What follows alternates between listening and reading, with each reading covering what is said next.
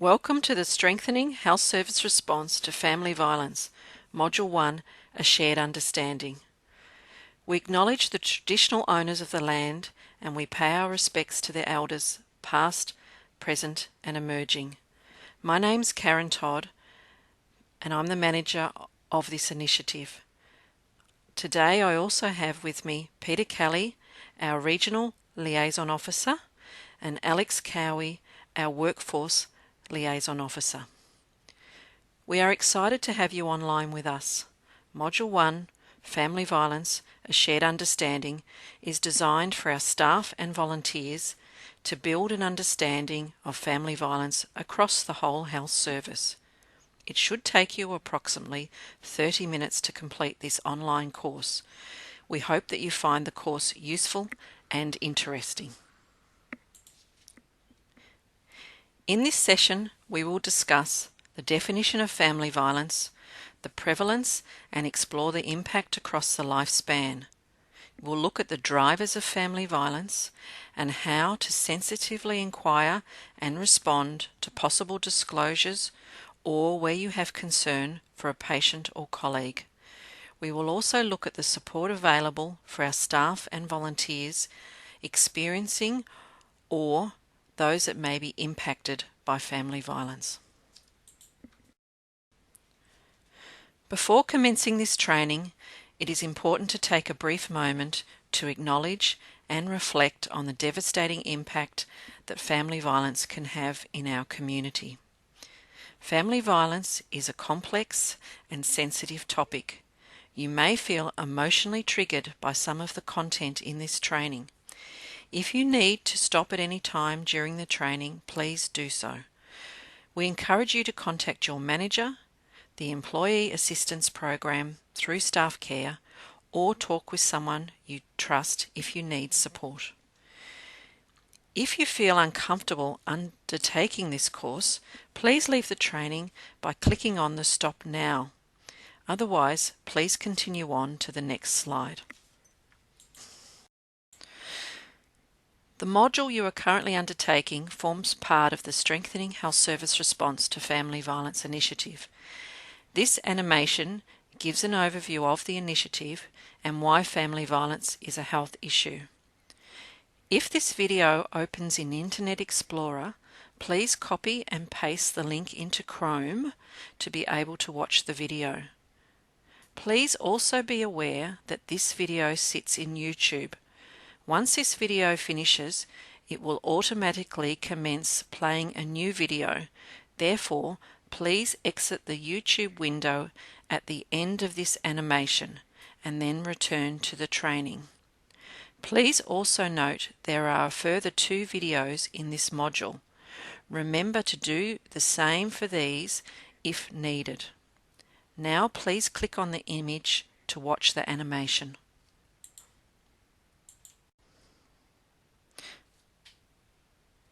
This is the legal definition as per the Family Violence Protection Act of 2008, Victoria. This is used by our courts to determine if someone is entitled to a family violence intervention order. It is important to note that sometimes family violence can be called by other names, such as domestic violence or intimate partner violence. It can be any one of these behaviours, and it is not just physical.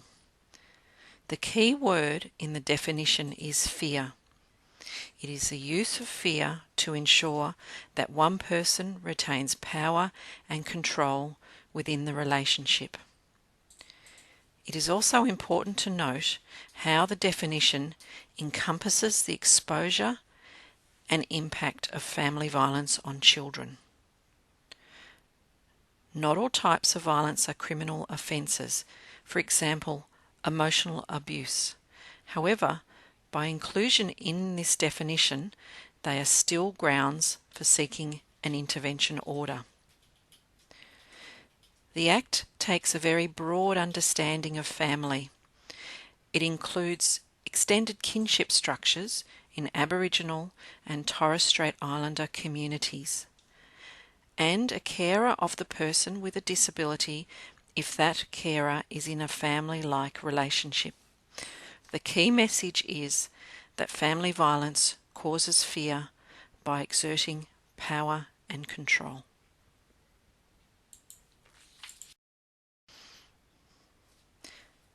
Family violence is complex. It occurs throughout the lifespan.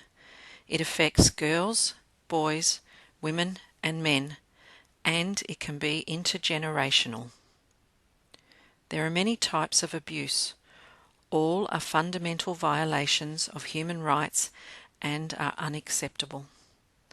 There are also many different perpetrators, and not all of these are men.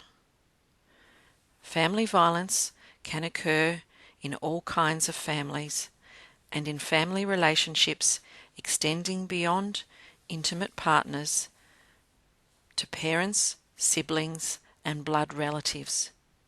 It includes violence perpetrated by older relatives, by younger family members, against a same-sex partner, or from a carer towards the person they are looking after. Psychological trauma is commonly experienced by people affected by family violence, from both current and past experiences. We must always be mindful of this because you never know who may be affected or traumatized. The key message is that family violence is common, complex, and may be affecting our patients, consumers, and colleagues. Hi, it's Peter Kelly. We now move on to explore the lived experience of family violence and discuss groups in our community that are at heightened risk. Family violence may seem unpredictable, simply an outburst related just to the moment and the circumstances in the lives of the people involved. However, family violence often follows a typical pattern that repeats no matter when it occurs or who is involved. It's important to note that individual experiences vary. The cycle is broadly this: tension builds, an incident occurs, there is generally a honeymoon period and a calm stage. At every stage in this cycle, the perpetrator is fully in control. Often what outsiders see is the honeymoon or the calm period, as the other parts of the cycle remain hidden. This helps explain why we often hear things like, "He's such a good dad, a great person." That can also be why it is sometimes hard for victim survivors to recognize their experience as family violence. This video presents a series of personal stories from victim survivors of family violence. While these stories can be very confronting, they provide an insight into the lived experience of family violence. Please click on the image to watch the video. The following slides provide information on specific groups in our community that are at higher risk of experiencing family violence. These groups include Aboriginal and Torres Strait Islander women, young women, pregnant women, women with disabilities, women experiencing financial hardship, women and men who experience abuse or witness domestic violence as children. This is due to overlapping forms of discrimination, marginalisation, and vulnerability. Indigenous Australians experience higher rates of family violence compared with non-Indigenous Australians. Based on statistics from the Australian Institute of Health and Welfare, 2018, Indigenous Australians are twice as likely to be killed by their current or previous partner compared with non-Indigenous Australians. Indigenous women are 32 times more likely to be hospitalised due to family violence as compared with non-Indigenous women. Indigenous children are 7 times more likely to be abused or neglected than non-Indigenous children. Lesbian, gay, bisexual and transgender Australians also experience alarming rates of family violence. 11 out of every 100 Australians are of diverse sexual orientation, sex or gender identity. The research tells us that same-sex couples experience similar rates of intimate partner violence as heterosexual couples. Transgender and gender-diverse people are likely to experience even higher rates of intimate partner violence. People in same-sex relationships are at a similar level of risk of intimate partner homicide as people in heterosexual relationships. A Victorian LGBT study found 1/3 of respondents had been in abusive relationships. 80% of that abuse was psychological and 60% involved physical abuse. Some examples of abusive behaviours experienced by LGBT people include threatening to tell their family and friends about their sexual orientation or gender identity, the use of homophobic and transphobic language, and finally, separating them out from the LGBT community. This section will explore the drivers of family violence and some of the myths that distort, minimise, excuse and perpetuate it. Let's Change the Story is a short video outlining how gender inequality underpins family violence. Please click on the image to view the video.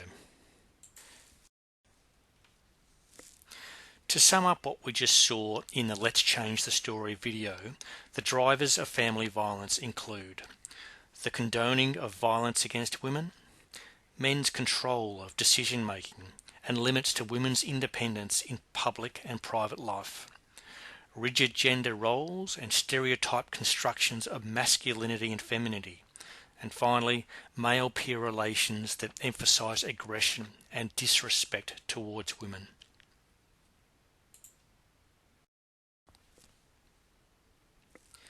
Let's have a look at some of the common myths about family violence. Some examples of these myths are: why don't they just leave? It's not a widespread problem. Or it only happens in poor, uneducated families. Have you seen or heard some of these statements? They mainly focus on what the person experiencing family violence does not do, rather than questioning the perpetrator's behaviour. They distort, excuse, minimise and perpetuate family violence. It's important to reflect further on the question of why someone doesn't just leave family violence. The evidence indicates that 3 to 6 months post-separation is the most dangerous time for women and children to be seriously harmed, as the perpetrator has lost their power and control. In addition to the personal safety risk, there are also many other barriers to leaving, such as financial pressure, housing, legal challenges, and social isolation. Hi, it's Karen back again. This section of the Module 1 leads us through how to best inquire and respond to our patients, consumers, or colleagues who may be experiencing or being impacted by family violence. If you have concerns that a patient, consumer, or colleague may be experiencing family violence, it is okay to ask them how they are. When inquiring or speaking about family violence with anyone, their ongoing safety is paramount.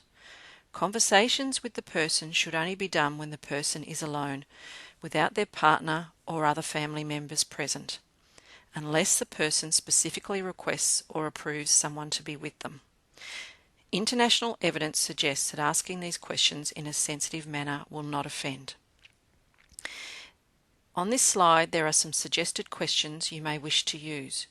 You would need to choose a question that suits the situation and your relationship with the person you are asking. Remember, people have the right not to disclose if they are experiencing family violence. If the person denies family violence, accept the response without further questioning. But if you have serious concerns for their safety, consult consult with a social worker, health professional, or your manager.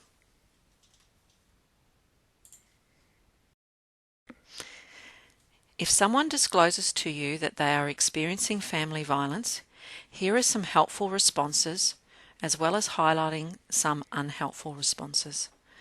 Helpful responses validate someone's experiences, provide support, and importantly, place control with the person disclosing.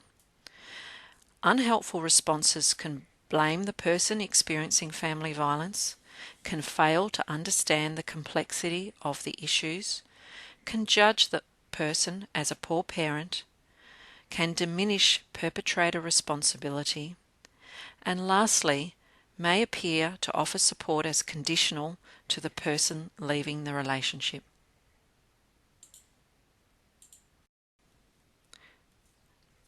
If a patient consumer discloses to you that they are experiencing family violence, we recommend that you listen to them, believe and validate what they are telling you by responding with one of the helpful responses from the previous slide. Importantly, support them to make their own decisions. If they would like further information and/or support, please seek advice from one of the following: your manager, a social worker, a nurse, or a doctor. If the above options are not available, it is recommended that you advise the person to contact the Orange Door during business hours, safe steps outside of business hours, or in an emergency, please call 000. To summarise, we are not expecting you to be a family violence expert.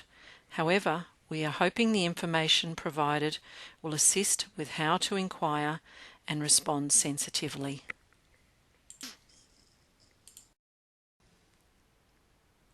Hi, it's Alex Cowie.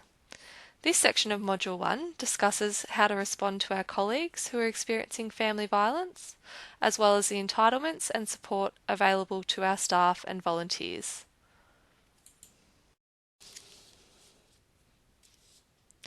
We have new provisions in our enterprise agreements for family violence for all healthcare workers. Employees who are experiencing family violence are entitled to 20 days per year for a full-time staff member or pro rata for a part-timer of family violence leave. This is separate from sick leave or annual leave. This leave can be used for things like medical or counselling appointments, meetings with a family violence specialist service, or court appearances. If you are supporting someone experiencing family violence, you can use your personal leave to support them with things like accompanying them to court or appointments or caring for their children. We can also help you while you're at work with things like temporary relocation, different work hours or duties, an escort to your car, or change to your work contact details. All managers will complete the workplace manager training, so they are also aware of these provisions.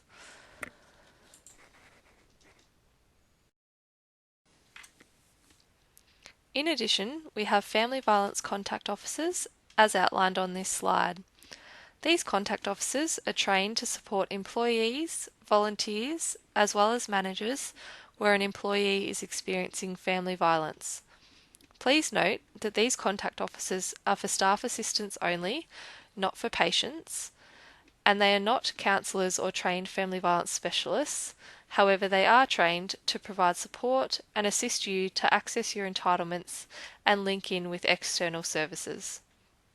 For more details, there is a family violence workplace policy and procedure available on prompt. Please see the slide for details of where further information and support is available.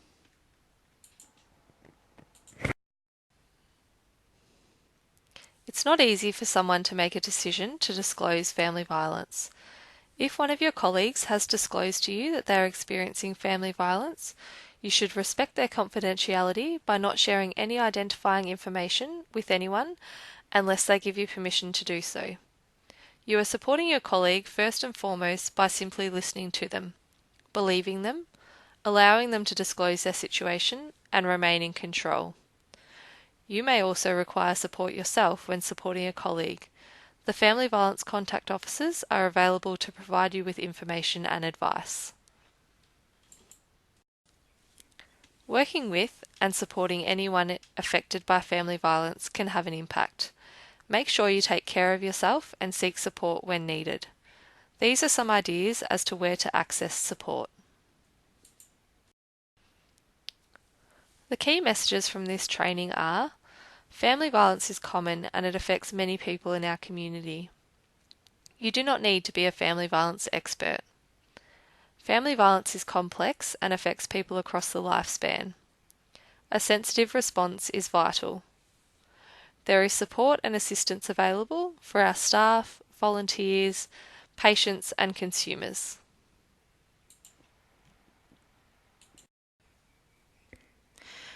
Thanks for taking the time to complete this online module. If you have any questions or would like to further discuss any of the content, please contact a member of the team as listed on the slide. If you would like to provide us with any feedback, please feel free to let us know.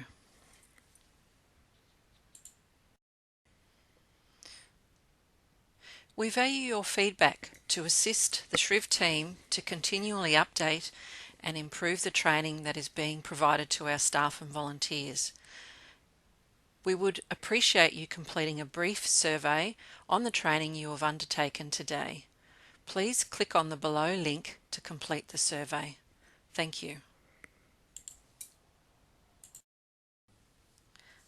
Lastly, we would like to acknowledge the following: the Royal Women's Hospital, Bendigo Health, and the Department of Health and Human Services.